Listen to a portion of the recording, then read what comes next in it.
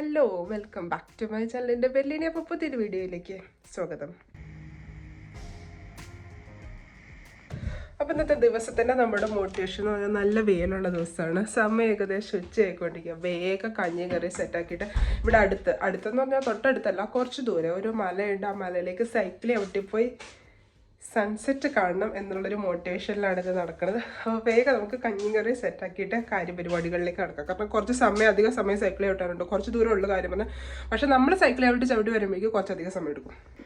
Look, അപ്പോൾ ഞാനിവിടെ ഇപ്പോൾ 3 അയലക്കുട്ടന്മാരെ റെഡിയാക്കി സെറ്റാക്കി വെച്ചിട്ടുണ്ട്. ഇതിനകത്ത് ഇനി ഇവരെ പൊടിയൊക്കെ തേപ്പിച്ച് കുട്ടപ്പന്മാരാക്കി വറുത്തെടുക്കണം. അതാണ് പ്ലാൻ. ഇപ്പോൾ രാവിലെ അയല, ചാള, മത്തി എന്നൊക്കെ വിളിച്ചുകൊണ്ട് വരാൻ ഇവിടെ മീൻകാരൻ ചേട്ടന്മാരില്ലാത്തത് കൊണ്ട് നമ്മളിവിടെ അടുത്തുള്ളൊരു മലയാളി ഷോപ്പിൽ പോയിട്ടുള്ള ഫ്രോസൺ അയല വാങ്ങിച്ചതാണ് കേട്ടോ. ഒരു 5-6 എണ്ണമൊക്കെ ഉണ്ടാവുന്ന തോന്നുന്നു ഒരു പാക്കറ്റിൽ. അപ്പോൾ ഒരു പാക്കറ്റിന് 4.99 പൗണ്ട്സ് ഉണ്ട്. അതായത് നാട്ടിലെ 500 രൂപയുടെ മേളിലാകും. ഇതൊക്കെ വറക്കുമ്പോഴുള്ള സൗണ്ട് ഉണ്ടല്ലോ, ഐ ലവ് ദാറ്റ്.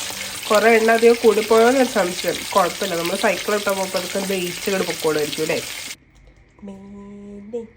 प्यार किया तो डोला किया.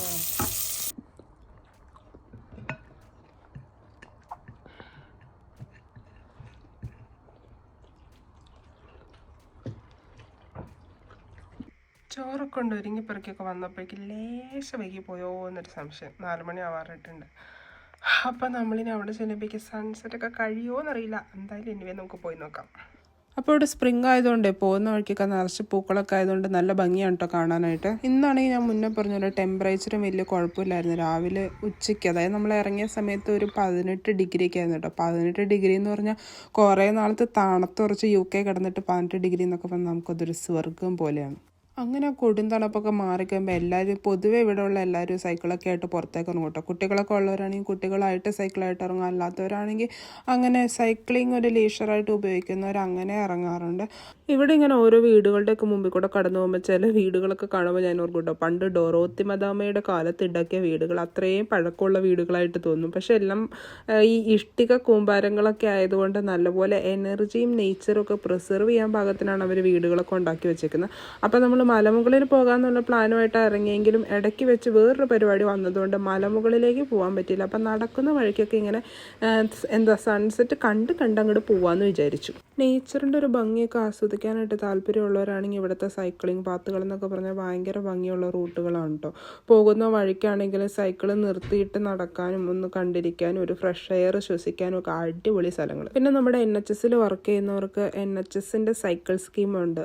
വോക്ക് ടു വർക്ക് അല്ലെങ്കിൽ സൈക്കിൾ ടു വർക്കോ അങ്ങനെ എന്തൊക്കെ പറഞ്ഞ സ്കീമാണ്. അപ്പോൾ അതെന്ന് പറഞ്ഞിട്ടുണ്ടെങ്കിൽ നമ്മുടെ സാലറിയിൽ നിന്ന് തന്നെ ഡയറക്റ്റ് കട്ടിംഗ് ആണ് വരുന്നത്.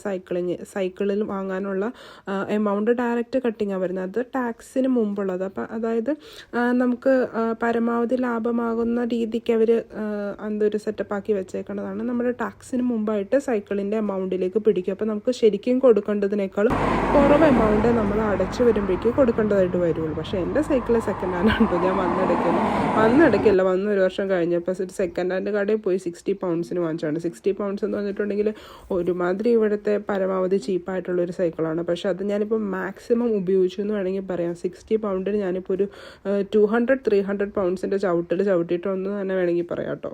പക്ഷേ ഈ പറഞ്ഞ പോലെ നമ്മുടെ NHS സ്കീമിൽ, സൈക്കിൾ ടു വർക്ക് സ്കീമിൽ നമ്മൾ സൈക്കിൾ വാങ്ങിക്കുകയാണെങ്കിൽ അത് ലാഭമായിട്ടുള്ളൊരു ബിസിനസ് ആയിരിക്കും. ഡ്യൂട്ടിക്ക് സൈക്കിളിന് പോകാൻ പറ്റുന്നവർക്കൊക്കെ ആണെങ്കിൽ അങ്ങനെ പോകാം.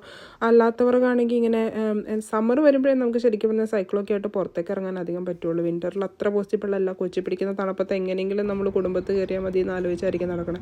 ആ സമയത്ത് സൈക്ലിംഗ് ഒന്നും അത്ര പോസിബിൾ അല്ല കേട്ടോ. പക്ഷേ സമ്മറിൽ വളരെ എന്താ പറയുക, ഉപകാരപ്രദമായിട്ടുള്ളൊരു പരിപാടിയാണ് ശരിക്കും പറഞ്ഞിട്ടുണ്ടെങ്കിൽ സൈക്ലിംഗ്. കാരണം ഹെൽത്തി ആയിട്ടുള്ള പരിപാടിയാണ്. അതുപോലെ തന്നെ നമുക്ക് മൈൻഡ് റീഫ്രഷിങ് ആണ്. അപ്പം നമ്മൾ നിയർലി വീടിനടുത്തേക്ക് എത്തിക്കൊണ്ടിരിക്കുകയാണ്. അപ്പം നമ്മൾ രാവിലെ തന്നെ പുട്ടുണ്ടാക്കി വെച്ചിട്ടുണ്ടായിരുന്നു. അപ്പോൾ ഒന്ന് പുട്ട് വൈകുന്നേരം ചെന്നിട്ട് കഴിക്കാമെന്നുള്ള പ്ലാനിലാണ്. അപ്പോൾ എൻ്റെ കയ്യിൽ 2 കരിഞ്ഞ പഴമുണ്ട്. കരിഞ്ഞ പഴവും പിന്നെ കടലക്കറി, ഇന്നലത്തെ കടലക്കറി ബാക്കിയുണ്ട്. അതും കൂടെ കൂട്ടി പുട്ടടിക്കുക എന്നുള്ള പരിപാടിയാണ് കേട്ടോ. നമ്മുടെ നാട്ടിൽ ബ്രേക്ക്ഫാസ്റ്റ് കഴിച്ചുകൊണ്ടിരുന്നത് ഇവിടെ വന്നപ്പോൾ ഡിന്നറൊക്കെ ആയിട്ടാണ് കഴിക്കണം. അങ്ങനെ ഒന്നും ടൈപ്പ് കിട്ടിയാലും കഴിക്കും, അത്രേ ഉള്ളൂ. എത്രയൊക്കെ ബർഗറും പിസയൊക്കെ കഴിച്ചു എന്ന് പറഞ്ഞാൽ നമ്മുടെ പുട്ടിൻ്റെയൊക്കെ ഒരു ടേസ്റ്റ് ഉണ്ടല്ലോ, ഓ എന്താ സ്വർഗം. രാവിലെ നേരം വെളുക്കുമ്പോൾ ഉള്ള 0 ഡിഗ്രി, ഉച്ചയ്ക്കുള്ള 18 ഡിഗ്രി, വൈകുന്നേരം ആകുമ്പോൾ വീണ്ടും ഉള്ള 1-2 ഡിഗ്രിയൊക്കെ എൻ്റെ സൗണ്ടിനെയാണ് കയറി പിടിച്ചേക്കുന്നത്. കഴിഞ്ഞ ഒരാഴ്ചയായിട്ട് ജലദോഷം തുമ്മലൊക്കെ ആയിട്ട് ഞാൻ നടക്കുകയായിരുന്നു. ഡ്യൂട്ടിക്ക് കൊണ്ട് കുറേ പേരെ അവിടെ കുറേ പേർക്ക് ഷെയർ ചെയ്തിട്ടുണ്ട്. മാക്സിമം ഞാൻ മാസ്ക് ഒക്കെ ഇട്ട് നടക്കാനാണ് ശ്രമിച്ചത്. ഇങ്ങോട്ട് വന്ന് ഷെയർ ചെയ്യുന്നവരോട് നമുക്കൊന്നും പറയാൻ പറ്റില്ലോ. അപ്പോൾ അങ്ങനെയൊക്കെയാണ് കാര്യങ്ങളുടെ കിടപ്പ്. ഇനിവേ എല്ലാവരും സുഖമായിട്ട് സന്തോഷമായിട്ടൊക്കെ ഇരിക്കണമെന്ന് വിചാരിക്കുന്നു. അപ്പോൾ ഇന്നത്തെ കലാപരിപാടികൾ ഇതോടുകൂടി അവസാനിപ്പിക്കുന്നതായിരിക്കും. അപ്പോൾ പുതിയൊരു വീഡിയോ ആയിട്ട് കാണുന്നത് വരെ ബൈ.